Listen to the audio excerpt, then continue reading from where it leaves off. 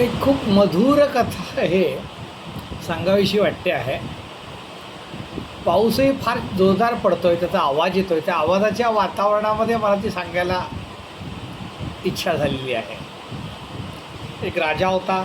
स्वाभाविकच त्याचं खूप छान राज्य होतं, खूप छान चाललं होतं, सगळे सुखी होते. आणि दुर्दैवाने राजाचा जो मुख्य प्रधान होता, पंतप्रधान राजाचा, तो वयोमान झाल्यामुळे मरण पावला. शेवटपर्यंत खूप तो काम करत होता, बुद्धिमान होता, सर्व अवयव शाबूत होते, ओके होता, परंतु वयही झालं होतं. एका सकाळी समजलं की पंतप्रधान नाही राहिले, ते गेलेले आहेत. आणि राजाला दुःख झालं, प्रजेला दुःख झालं. परंतु आत्ता सगळे सोपस्कर उरकले, आता नवीन पंतप्रधान नियुक्त केलं पाहिजे.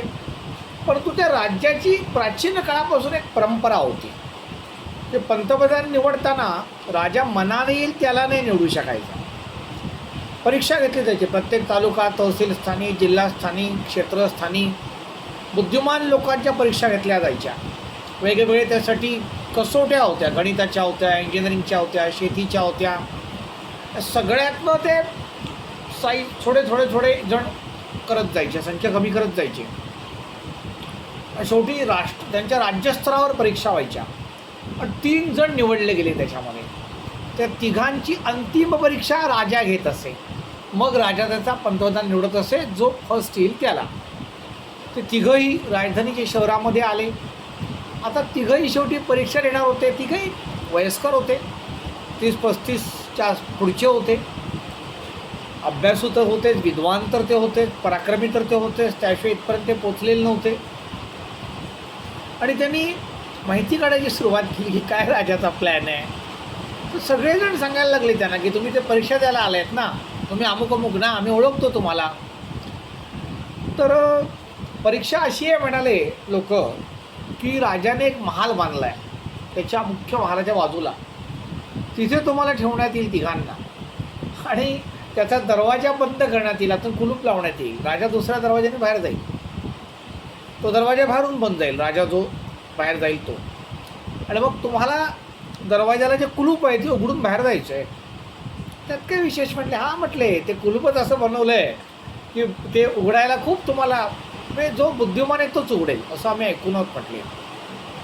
तिघांनी आता टेन्शन आलं. आपण गणितज्ञ नाही, इंजिनिअरिंग केलेलं नाही, त्यातले तज्ज्ञ नाही, चावी उघडायचा, कुलप फोडायचा अभ्यास नाही, आपण काही चोर मार्केटमधले तज्ज्ञ नाही. मग आता काय करायचं? ते नवीनच काहीतरी ऐकलं. आम्हाला वाटलं ते विध्वत सभा होईल, आणखीन प्रश्न विचारले जातील वगैरे वगैरे. हे काय बोलतंच, काय करायचं? त्यांच्यात चर्चा सुरू झाली, तिघांमध्ये विचारविनिमय सुरू झाला. तर एक जण म्हटलं, मला काही सुचत नाही आहे यातलं, मी आता आराम करतो जाऊन. दोघं आश्चर्यचकित झाले. आराम करतो? अरे उद्या तर परीक्षा आहे.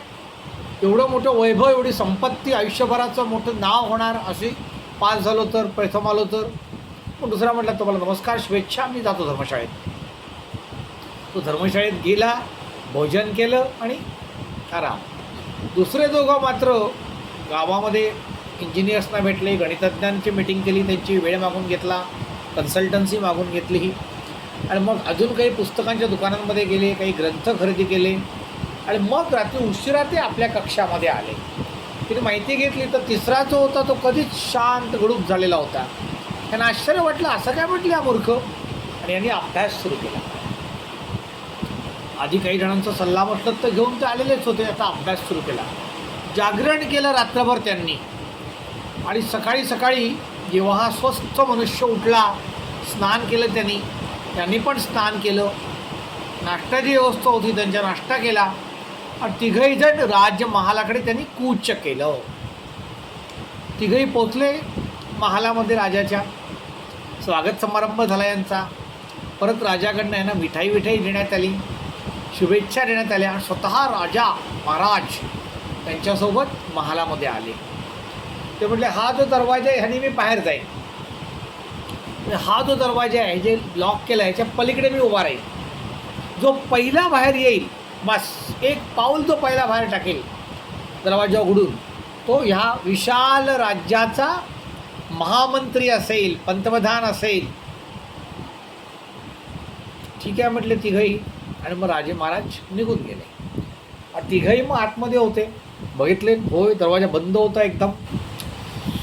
हे दोघं परत बसले, त्यांनी पुस्तकं उघडली, कुलुपं कशी उघडायची याच्यावर उत्तम नॉलेज असणारे असे ते ग्रंथ होते, ते सुरू केले. तिसरा जो होता तो परत त्या कोपऱ्यात गेला, डोळे मिटले, शांत बसला. ते म्हटले काय वेडा मनुष्य आहे म्हटले, हा आला कशासाठी. पण एक दुसऱ्याला म्हटलं बरं झालं, आता कॉम्पिटिशन आपल्या दोघांमध्येच होईल. तिसरा कमी झाला, थोडे जिंकण्याचे चान्स जो 33% होता चान्स तो 50% आला. आणि मग ते दोघं अभ्यास करायला लागले, चिंतन करायला लागले, वाचन करायला लागले.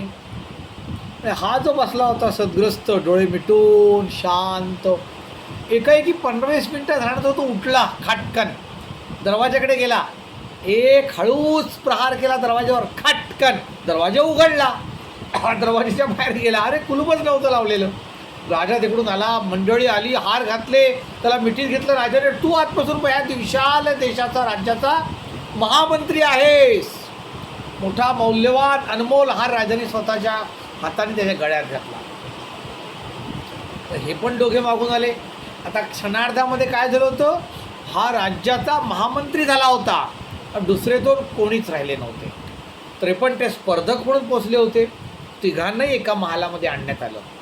ह्या दोघांचा महालातला तो शेवटचा तास होता समजा. तिघांनाही ब्रेकफास्ट, नाश्ता, चांगलं खाणंपिणं समोर आणण्यात आलं. या दोघांची खायची इच्छा नव्हती. आणि विचारलं तिसऱ्याला, तू हे काय केलंस म्हटले, आम्हाला कळत नाही, रात्री झोपलास, आत्ता पण झोपलास, नेमकं केलंस काय. पण महाराज स्वतः तिथे होते. ते म्हटले त्यांनी काय केलं तर ते सांगेल, पण मी सांगतो आधी. सगळ्यात बुद्धिमत्तेचं मोठं लक्षण आहे समस्या समजल्यानंतर मुळात ही समस्या आहे का याचा विचार करणं. खूपदा समस्या ही समस्याच नसते, आपल्याला वाटत असतं समस्या आहे. थोडे डोळे उघडून बघितलं, थोडा मेंदू स्वस्थ ठेवला, शांत ठेवला, मिटून जाईल सगळा असा विचार मनामध्ये आणला, आश्वासक मनाने विचार केला की 99% समस्या तिथेच मिटून जातात. हे कॉमन सेन्स ज्याला आहे तो अनेक संकटांमधनं वाट काढू शकतो. कारण जीवनात प्रत्येक वेळी काही जीवन मरणाची समस्या येत नसते. साध्या साध्या पहिली असतात, कोडी असतात, समस्या असतात संसारामध्ये, ते सोडवता यायला लागतात. तुम्ही तर तिघही महाबुद्धिमान आहात. काय काय कसोट्या, काय काय प्रश्न मी प्रत्येक स्तरावर मांडले होते, ते सगळे सोडवून तुम्ही तिघं आलात.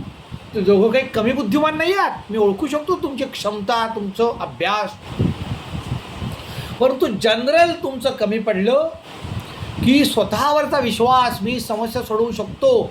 आणि जी समस्या सोडवायला मला सांगितले ती मुळात समस्या आहे का, हा विचारसुद्धा तुम्ही केला नाही, तिथे तुम्ही फसला. इतक्या वेळ शांत असलेला आणि जो आता महामंत्री झाला होता तो म्हणाला, काल जेव्हा मला सांगण्यात आलं, बाजारामध्ये वावडी उठली होती, अफवा पसरली होती, भले भले लोक सांगत होते की तुम्हाला कुलूप उघडायचे, त्यावेळी मी विचार केला, कुलूप उघडण्यातलं तंत्र ज्ञान शिकायला लोक 6-6 महिने, वर्ष 5-5 वर्ष घालवतात. एका रात्रीत मी कुलूप उघडायला कसा शिकेन, मी नाही शिकू शकणार कुलूप उघडणं. ते वेगळंच ज्ञान आहे. आणि जीवनात एवढं अगाध ज्ञान आहे की ज्ञानाचा प्रत्येक कण आपण नाही घेऊ शकत ना. जे ज्ञान आत्तापर्यंत मी घेतलंय ते ज्ञान एका बाजूला आणि येणारी परीक्षा एका बाजूला. मी एवढंच ठरवलं की माझं आत्तापर्यंतचं ज्ञान जे आहे ते पडदा होता का म्हणे या नवीन परीक्षेसाठी, ज्ञानासाठी. म्हणून मी असं ठरवलं, आपलं जे सगळं आत्ताचं डोक्यामध्ये कळकुट्ट साठलेलं आहे सगळं बाहेर काढूया. जसं ते पेस्ट कंट्रोल करतात ना, विष बाहेर काढतात ना, हो की नाही, किंवा आपल्या शरीरामध्ये घाण साठते म्हणून आपण बाहेर काढतो ना, त्यासाठी औषध काहीतरी आपण घेतो.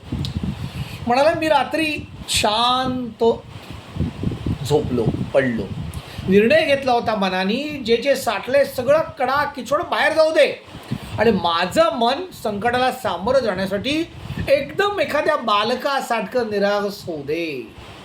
सकाळी उठलो, त्या हॉलमध्ये आपण आलो, म्हणजे महालामध्ये आलो, महाराज निघून गेले.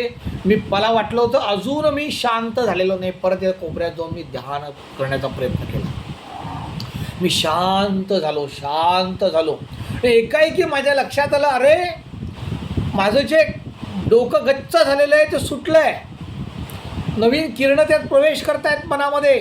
आणि मला लक्षात आलं, अरे कुलूप लावलंय काहीतरी, पहिलं बघ बंद हो. म्हणून मी ताटकन डोळे उघडले, उठलो, बाहेर गेलो, कुलूप नव्हतं. हळूच धक्का दिला, दरवाजा उघडून गेला. महाराजांनी त्याला मिठीमध्ये घेतलं. मला नेमकं हेच अपेक्षित होतं असं ते म्हणाले. की अतिशय मधुर कथा ओशोंनी सांगितलेली आहे. आपण सगळेजण संसारिक पाशामध्ये गुरफटलेलो आहोत. आपण सगळ्यांनी विचार केला पाहिजे, आपण जे काही करतोय त्यातल्या अडचणी कशा सोडवायच्या. तर त्या अडचणींमध्येच मार्ग आहेत दडलेले. कदाचित त्या अडचणीच नसतील, आपण बाऊ केला असेल, तर ह्या बाऊ केलेल्या सो कॉल्ड किंवा तथाकथित अडचणी दूर करूया आणि सुंदर जग निहाळूया, पाहूया. नमस्कार. शेठ गोशाळन, शेठ कोकण, विश्व रत्नागिरी मंडणगडमधून मी सचिन शेठ.